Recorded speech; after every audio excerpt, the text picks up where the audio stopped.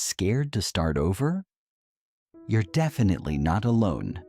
In fact, if you're watching this video, you're probably one of millions of smart, capable people who feel completely paralyzed by the thought of changing direction. Maybe you're a pre-med student who secretly dreams of being an artist. Maybe you're an engineer who wants to start your own business. Or maybe you're just someone who's realized that the path you're on isn't making you happy anymore. Here's what I want you to know. That fear you're feeling, it's not a sign that you're not ready. It's actually a sign that you care deeply about making the right choice. And today, I'm going to share 3 powerful signs that indicate you're more ready to start over than you think. But first, let me tell you about Sarah. Sarah was a straight A student who got into medical school just like she'd planned since she was 12 years old. But during her first year, she found herself spending more time watching YouTube videos about graphic design than studying anatomy. She felt guilty, confused, and terrified. "I've invested 8 years of my life in this," she told herself. "I can't just throw it all away." Sound familiar? Sarah's story is the story of thousands of smart kids who feel trapped by their own success. But here's what Sarah discovered, and what you're about to discover too. Sign number 1, you're asking, what if instead of why me? This is huge, and most people completely miss this shift. When you're stuck in victim mode, your internal dialogue sounds like this. Why is this so hard for me? Why can't I just be happy with what I have? Why do I always complicate things? You're focused on the problem, not the possibilities. But when you catch yourself researching new possibilities, looking up different career paths, imagining alternative futures, or even just daydreaming about doing something completely different, that's your brain preparing for change. You've shifted from victim mode to explorer mode. Let me give you some examples of what this looks like in real life. Maybe you find yourself browsing job postings in completely different fields, not because you're actively job hunting, but because you're curious. Maybe you're watching YouTube videos about skills you've never tried before. Maybe you're having conversations with people in different industries and asking them how they got started. This curiosity isn't procrastination or escapism. It's reconnaissance. Your subconscious mind is gathering information and building a map of possibilities. This is exactly what Sarah was doing when she was watching those graphic design videos. Her brain was exploring, even when her conscious mind was still committed to medical school. Here's the key insight. People who aren't ready to change don't do this kind of exploration. They either completely avoid thinking about alternatives, or they shut down the curiosity immediately. If you're actively wondering, what if, you're already further along in the process than you realize. Sign number 2, you're willing to be bad at something new. This is absolutely huge for smart kids who are used to being naturally good at everything from day one. Think about it. Throughout your academic career, you've probably been the person who picks things up quickly, who gets praised for being naturally talented, who rarely has to struggle with the basics. But starting over means being a beginner again. It means asking stupid questions, making obvious mistakes, and feeling incompetent while you learn. For someone whose identity is built around being smart and capable, this can feel like psychological torture. So here's the test. Can you imagine yourself stumbling through the learning process without your entire identity crumbling?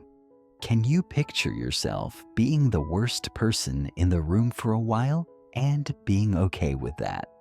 If the answer is yes, even reluctantly, you've already overcome the biggest psychological barrier to starting over. Most smart kids can't get past this hurdle. They'd rather stay in a situation where they're competent but miserable than risk looking foolish in something new. Let me tell you about Marcus, a software engineer who wanted to become a chef. The hardest part wasn't leaving his six-figure salary or starting at the bottom of a new industry. The hardest part was walking into culinary school at age 30 and being surrounded by 18-year-olds who could dice onions faster than he could. His ego took a beating every single day. But Marcus had reached the point where he was willing to be bad at something he loved, rather than continue being good at something that drained his soul. That willingness to embrace temporary incompetence is a sign of profound readiness for change. Sign number 3. You're more excited about the future than attached to the past. This one is tricky because it involves what economists call the sunk cost fallacy. You've invested significant time, energy, and probably money in your current path. Maybe you've spent 4 years getting a degree, or 2 years in graduate school, or 5 years building experience in your current field. Your logical brain says, I can't waste all that investment. But here's the question that reveals everything. When you honestly think about continuing on your current trajectory for the next 5 years versus starting fresh in something new, which scenario gives you energy and which one drains it? Pay attention to your body when you imagine these futures. When you think about continuing your current path, do your shoulders tense up? Do you feel heavy or tired? When you imagine starting over, do you feel scared but also alive? Energized? Like there's possibility in the air?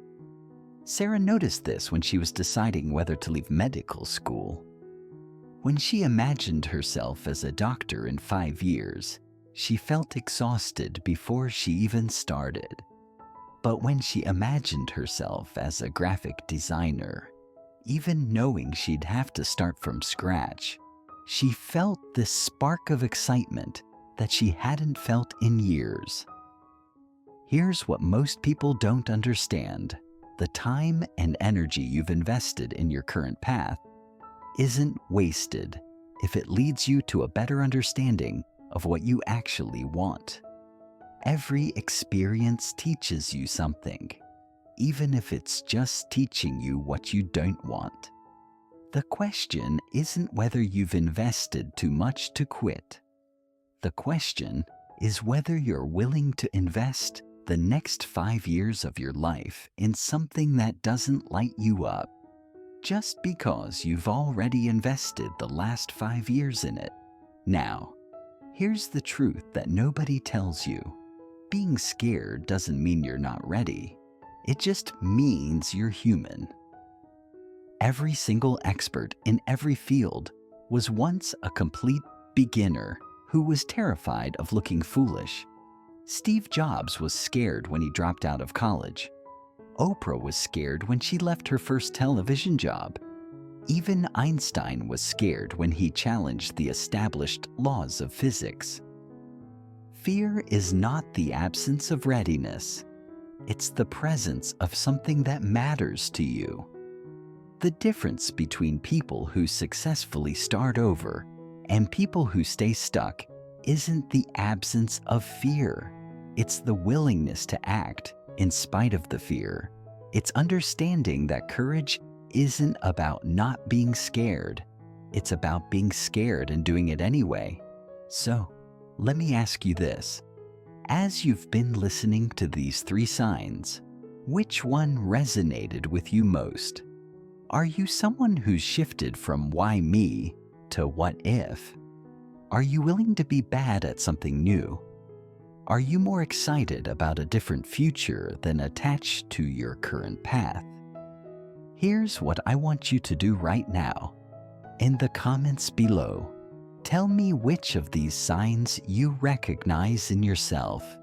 Don't overthink it. Just go with your gut. And if you're feeling brave, tell me what you're considering starting over with. You might be surprised by how many people are in the exact same boat. Remember, the question isn't whether you're ready to start over. The question is, are you ready to stop letting fear make your decisions for you?